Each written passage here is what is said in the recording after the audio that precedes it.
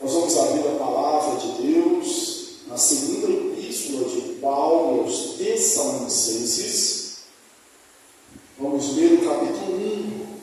Nós concluímos a primeira epístola e agora, com a graça de Deus, estamos começando a segunda epístola de Paulo aos Tessalonicenses.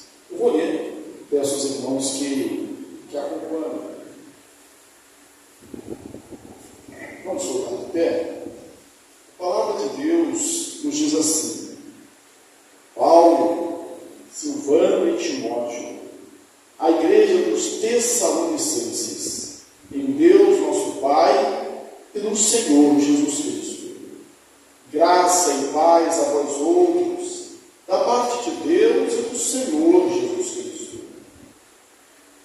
Irmãos, cumpre-nos dar sempre graças a Deus no tocante a vós outros, como é justo, pois a vossa fé cresce sobremaneira, e o vosso mútuo amor de uns para com os outros vai aumentando, a tal ponto que nós mesmos nos gloriamos de vós nas igrejas de Deus, à vista da vossa constância e fé em todas as vossas perseguições e nas tribulações que suportais, sinal evidente do reto juízo de Deus, para que sejais considerados dignos do reino de Deus, pelo qual com efeito estáis sofrendo. Se de fato é justo para com Deus que Ele dê em paga tribulação aos que vos atribulam, e a vós outros que sois atribulados, alívio juntamente conosco, quando do céu se manifestar o Senhor Jesus com os seus anjos, com os anjos do seu poder, em chama de fogo, tomando vingança contra os que não conhecem a Deus e contra os que não obedecem ao Evangelho de nosso Senhor Jesus. Esses sofrerão penalidade de eterna destruição, banidos da face do Senhor e da glória do seu poder, quando vier para ser glorificado nos seus santos e ser admirado em todos os que creram naquele dia, porquanto foi crido entre vós o nosso testemunho. Por isso também não cessamos de orar por vós, para que o nosso Deus nos torne dignos da sua vocação e cumpra com poder todo o propósito de bondade e obra de fé, a fim de que o nome do nosso Senhor Jesus seja glorificado em vós, e vós nele, segundo a graça do nosso Deus e do Senhor Jesus Cristo. Amém? Assentai-vos. O tema deste primeiro capítulo da segunda epístola de Paulo aos Tessalonicenses é a redenção, ou a revelação do Senhor, a revelação do Senhor Jesus vindo do céu. E essa revelação do Senhor Jesus vindo do céu tem pelo menos dois propósitos. O primeiro é ser glorificado os crentes.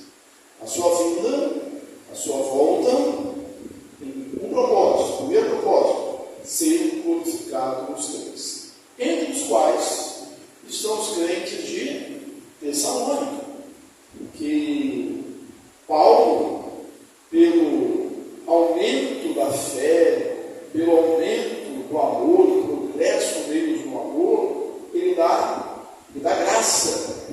E ele também ora por esses crentes.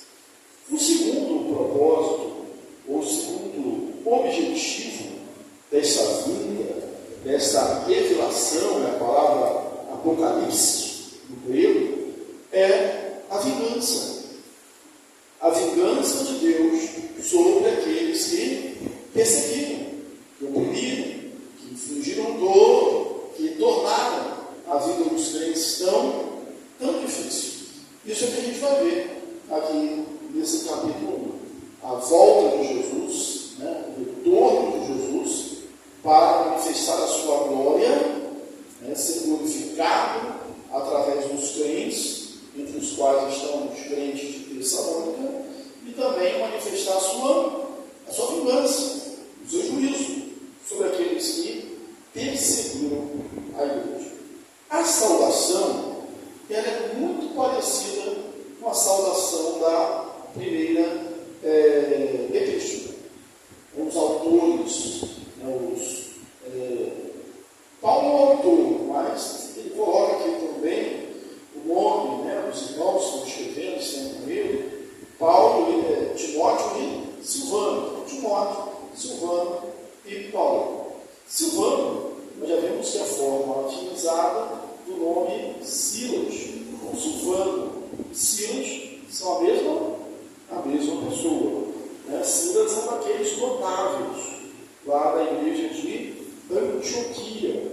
E Timóteo é tido aí como sucessor do apóstolo Paulo. Aqui, irmãos, duas diferenças básicas, pequenas diferenças. Lá na primeira epístola, quando ele faz a saudação, Paulo, Silvano, Timóteo, a igreja dos Tessalonicenses, em Deus, o Pai. Aqui a gente tem Deus, o nosso Pai. Ainda que estivesse lá implícito a igualdade, todos nós somos iguais, somos servos, somos filhos, aqui ele torna isso mais explícito. Nós estamos escrevendo em Deus, nosso Pai. Mostra essa proximidade e essa filiação mútua. Nós somos irmãos, nós somos crentes, nós somos iguais, porque nós somos filhos de Deus. Deus não é só o meu Pai, Deus é o nosso Pai. Jesus ele ensinou isso. Algumas vezes ele orava a Deus, meu Pai, mas a oração, a gente chama de Pai Nosso, a oração dominical, estou, Pai Nosso está nos céus. Eu não sei quantos de vocês, mas às vezes quando tem irmãos se corrigem assim, porque a minha mãe outra lá, a nossa mãe, a nossa mãe, sua, mas a minha também, o nosso Pai, é seu, mas é meu também. E ele faz a saudação clássica de cristão, graça e paz.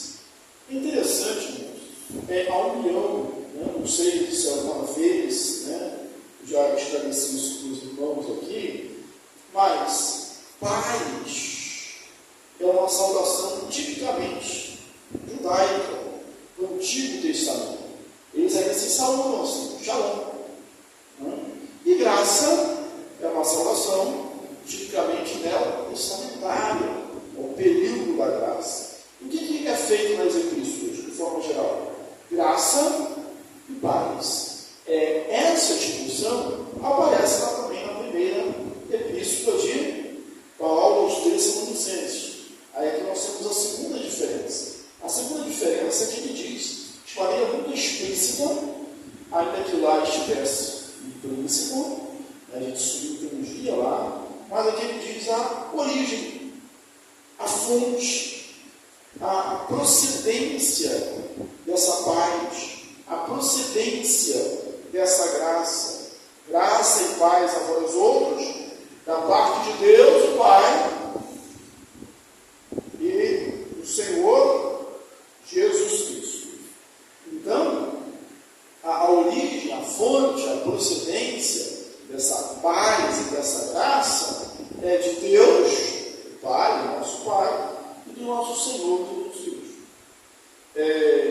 Não há outra forma, não há outra maneira, irmãos, nós encontrarmos paz e graça, graça e paz, a não ser vindo dessa fonte, procedendo de Deus e procedendo do seu Filho, o nosso Senhor Jesus Cristo. Interessante é que é um desejo universal. Todo mundo quer ser favorecido, né? Graças a essa ideia de ser favorecido, de ser agraciado, de receber um presente. Todo mundo quer isso. Todo mundo quer ter paz.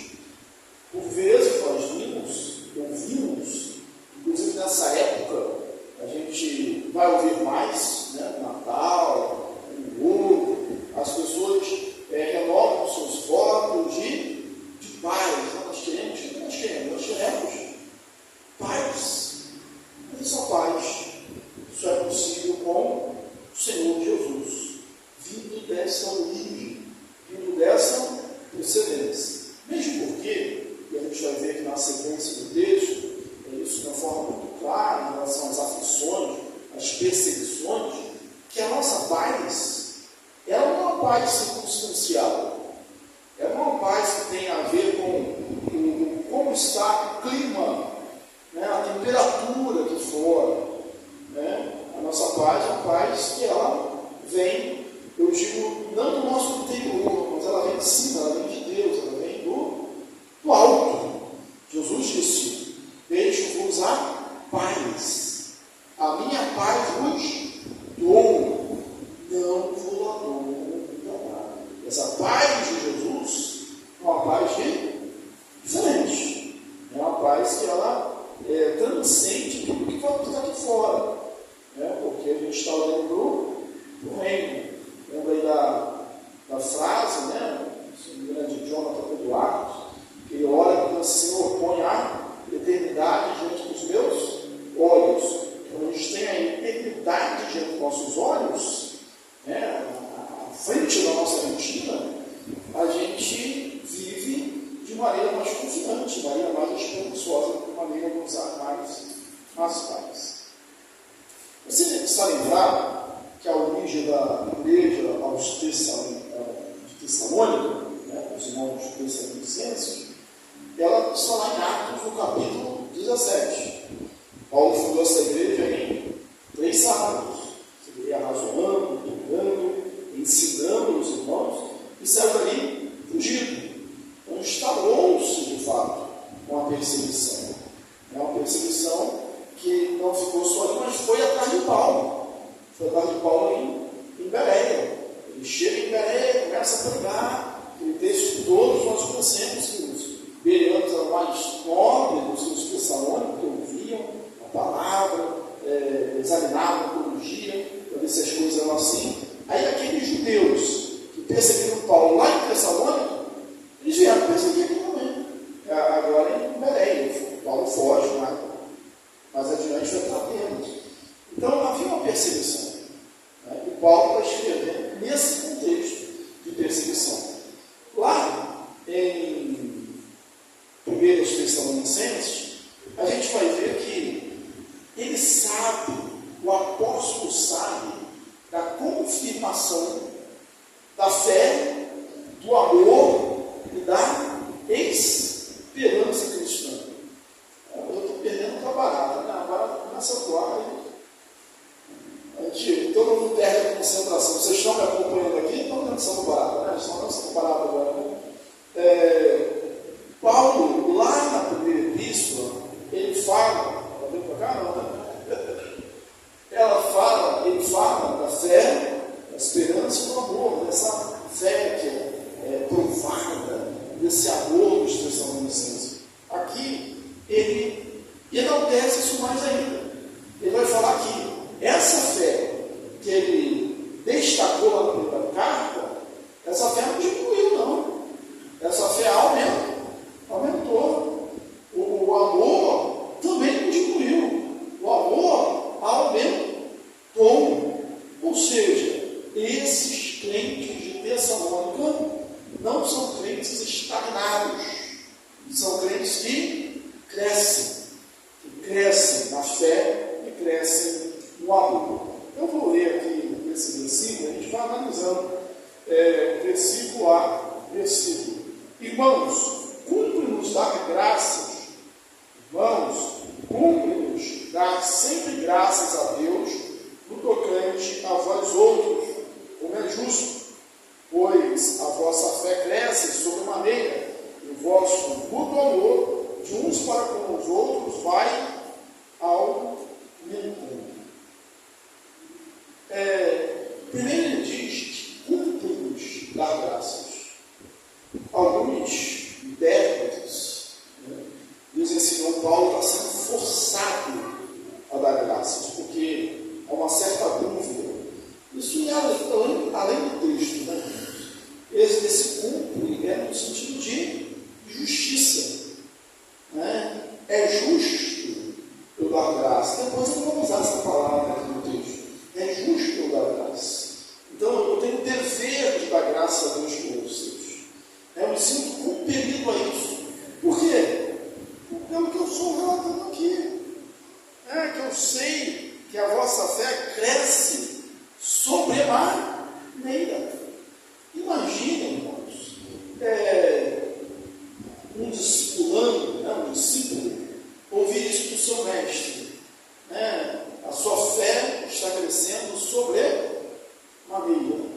É bom que seja algo além da fé, além do âmbito religioso. Você está estudando, você está se preparando, você está praticando uma atividade, e aquele está ali te instruindo, o seu professor, ele vai dizendo: você está progredindo sobremaneira. Você não está só progredindo, você está progredindo sobremaneira. Tamanha era a fé, o comprometimento, o engajamento desses crentes. E o vosso amor mútuo de uns para com os outros vai aumentando, mesmo no meio da perseguição. A tal ponto que nós mesmos nos gloriamos de vós nas igrejas de Deus, à vista da vossa fé constante, a constância da fé em todas as vossas perseguições e nas tribulações que suportais. Paulo, se gloria nos Tessalonicenses. Irmãos, é uma questão de humildade na virtude cristã, nós não nos gloriarmos em nós mesmos. Isso é uma verdade. E muito provavelmente os crentes de Tessalônica se achavam assim: nós não somos maduros o suficiente. Mesmo os mais comprometidos, que sempre há, Jesus aqui só isso de olho no trigo, mas mesmo aqueles mais comprometidos, nós não alcançamos o nível desejado de maturidade. Esse é o pensamento dominante desses crentes, como é nós também. Mas Paulo está olhando, Paulo está observando, Paulo está recebendo notícias sobre esses crentes. Ele diz: não, eu me glorio em vós, eu me glorio na vossa fé, no meio da perseguição, no meio da tribulação.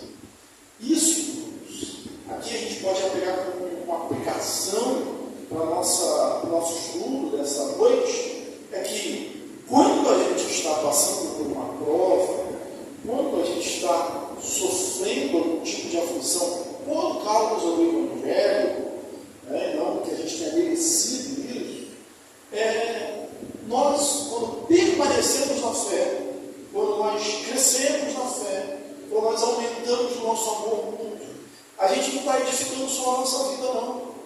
A gente está edificando a vida dos outros, dos nossos irmãos e de gente que talvez a gente nem saiba, mas essas pessoas estão tendo notícias da nossa fé, da nossa perseverança.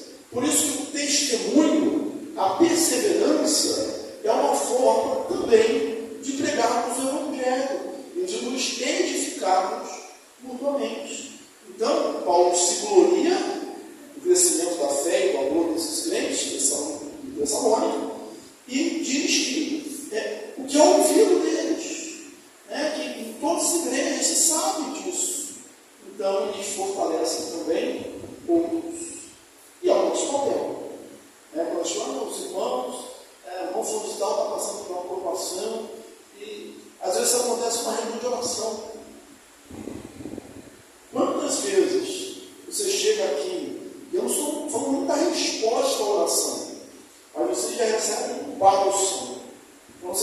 não contam um problema, que é um problema muito maior do que o seu, e ele diz que ele está confiante, que ele está acreditando, e aí você diz assim, não vou nem fazer para pedir. Depois disso aí, não vou nem fazer para pedir. Né? Quer dizer, o testemunho daquilo que você fez, não fez o seu pedido. Não é que o seu pedido nada importante, não. É você entender, poxa, se meu irmão está com essa fé, está vencendo, o meu problema é muito menor do que o dele. Eu vou vencer também. Nós somos edificados. Sinal evidente, a perseverança, o aumento da fé, o aumento do amor. Alguns chegam a dizer, Paulo, lá na primeira carta, ele usa aquela tríade cristã. Qual a tríade cristã? Fé, esperança e amor. Aqui ele fala da fé, mas não fala do amor, mas não fala da esperança, mas fala da paciência, né? Fala da perseverança, que vem de onde? Da esperança. Então, não há por que entender que a esperança não está nesse texto aqui. Sinal evidente, tudo aquilo que eu te viu, era sinal evidente do vosso.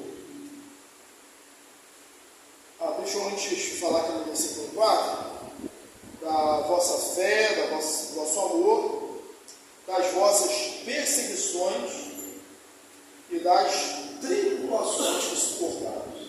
Irmãos, quando a gente pensa em tribulação, o que é que acontece? A gente quer que essa tribulação passe, mas não. O choro pode durar uma noite, mas a alegria vem pela manhã. Ora, mas às vezes a noite é mais longa do que a gente imagina, né? Eu posso até aqui parafrasear o texto lá de Pedro e falar assim, a minha noite não é igual a noite de Deus. A noite de Deus às vezes demora mais tempo do que eu gostaria.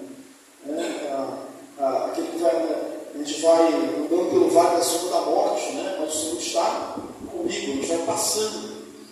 Vai acabar, mas às vezes demora. Os Tessalonicenses, o que aconteceu com eles aqui?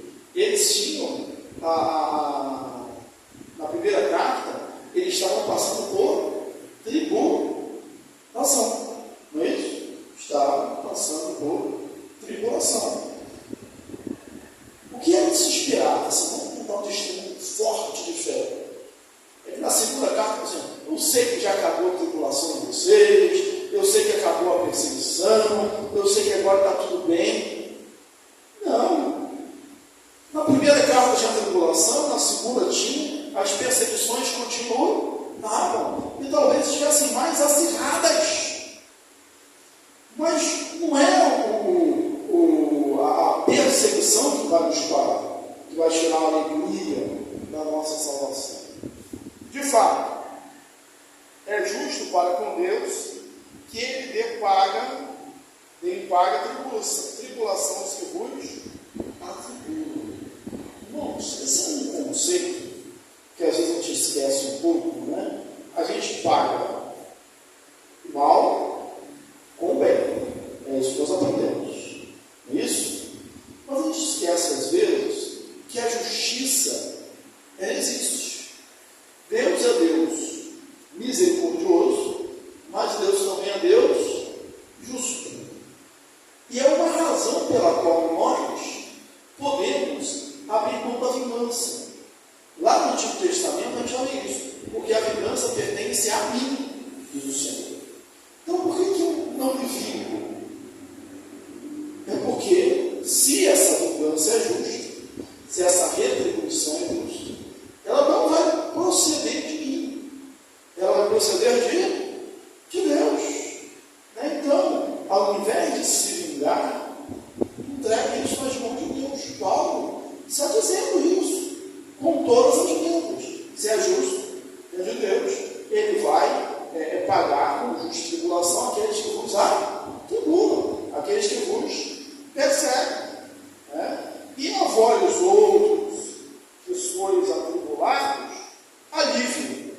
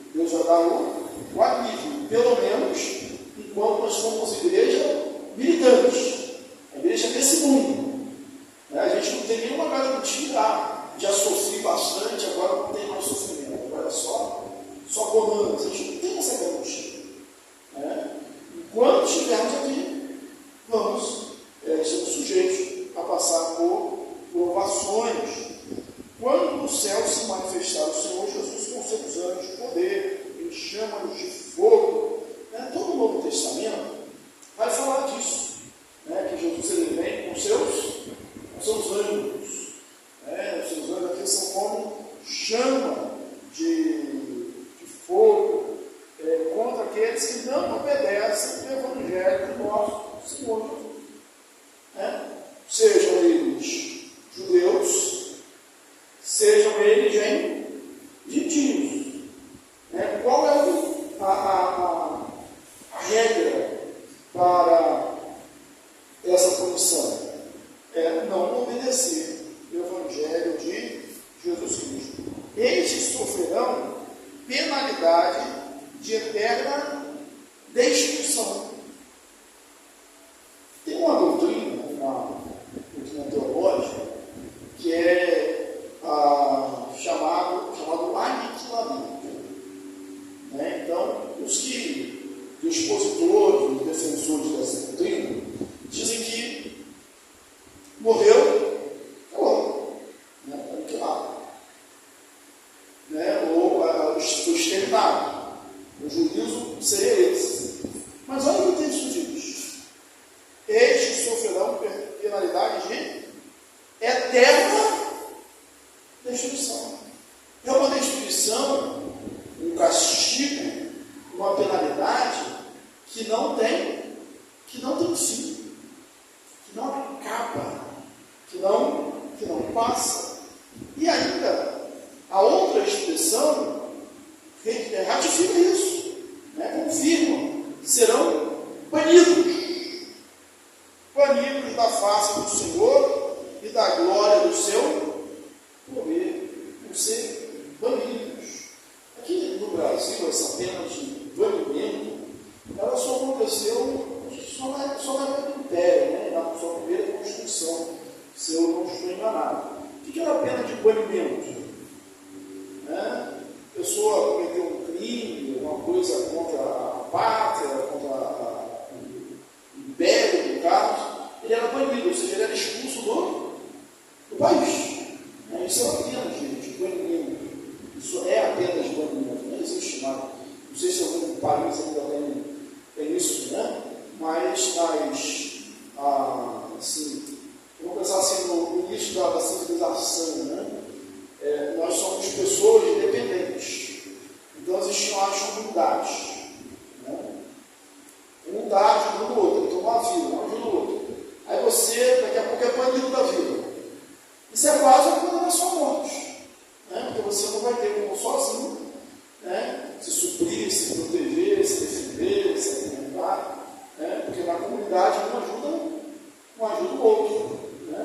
A gente, até na prestação de serviço, é assim. Eu não sei fazer tudo. Eu tenho meu trabalho, e aquilo que eu não sei fazer, o que acontece? Eu pago alguém para fazer por mim. Então é uma troca de serviço. As pessoas vão ser banidos da face de Deus. O que é essa pena, na verdade? Deus, Ele dá às pessoas o que elas quiseram a vida toda. Ou seja, ficarem afastadas de Deus. Você que viveu uma vida longe de Deus, você vai passar uma eternidade longe da face de Deus. E o outro lado da moeda deve nos levar a uma profunda reflexão. É a questão da busca, da santificação, da oração, da leitura da palavra. Como, irmãos, um crente que não tem vontade, não tem zelo, não tem busca, não arde no seu coração essa vontade de buscar Deus, não tem prazer em comunhão com Deus, como depois ele está procurando o céu? Por que deseja o céu? Se o céu é comunhão com Deus, o céu está na presença de Deus. Então, deve haver em nós uma ardente vontade de buscar a presença de Deus. Esse é o céu. Estes sofrerão, falando daqueles que não obedecem, dos perseguidores, penalidade até a destruição, banidos da face do Senhor e da glória do seu poder, quando vier para ser glorificado nos seus santos, nós, e ser admirado em todos os que creram naquele dia. Portanto, foi crido entre vós o nosso testemunho. Por isso também não cessamos de orar por vós, para que o nosso Deus os torne dignos da sua vocação e cumpra com poder todo o vosso propósito de bondade e obra de fé, a fim de que o nome do nosso Senhor Jesus seja glorificado entre vós, e vós segundo ele, vós nele, segundo a graça do nosso Deus e do Senhor Jesus Cristo. Paulo orava pelos crentes, para que eles fossem dignos. Irmãos, nós na verdade não somos dignos. Nós somos feitos dignos, igual nós somos feitos justos.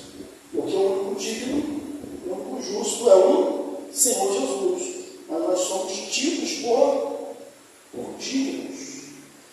Agora, irmãos, Paulo já havia falado, desde a primeira carta, na confirmação da vocação dos crentes de Tessalônica, né?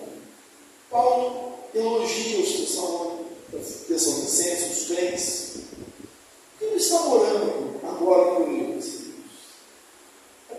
Também vou levar de confirmação da vossa vocação, é porque há uma necessidade que nós estamos buscando, estamos firmes na presença de Deus. É uma necessidade nossa. Nós cremos que a salvação, ela é consumada, ela é eterna. Uma vez salvo, sim, salvo para sempre. Na base de que a nossa salvação não está alicerçada na nossa força, mas é algo que vem de Deus. Mas é necessário que nós nos fortaleçamos. O crente terá esse desejo em Cristo Jesus. E ele termina aqui, segundo a graça do nosso Deus e do Senhor Jesus Cristo. Então Paulo continua falando da volta de Jesus, de como nessa volta os crentes são glorificados, né, nele, né, os crentes são glorificados em Cristo, né, e ele é glorificado nos crentes, e que os perseguidores, aqueles que afligem a igreja, vão sofrer justa punição. A volta de Jesus, esses, a linguagem lá de Apocalipse, né, de João, de Patmos, é que eles vão fugir, eles vão se esconder, vão dizer que os montes caiam sobre nós, eles vão ater-nos a ira do Cordeiro, né, porque a retribuição vem, ela virá. E Paulo gloria-se em quê? Uma glorificação na forma pessoal, quem? Os crentes de Tessalônica. Uma glorificação no objeto impessoal, que na perseguição que eles sofrem, na verdade, na perseverança e paciência, ou perseverante paciência, que eles têm no meio da perseguição. Né? E se gloria num lugar, numa esfera. Que esfera é essa? Na igreja, né? Naqueles que estão em Cristo. Mas deve ser também a nossa motivação de nos alegrarmos. O salmista diz assim: não possuo do bem além de ti, além do Senhor somente. E quanto aos santos à terra, são eles os notáveis, os quais têm todo meu contentamento. Então a nossa alegria deve estar com Deus, deve estar também com nossos irmãos, que perseverantemente, é uma perseverança paciente,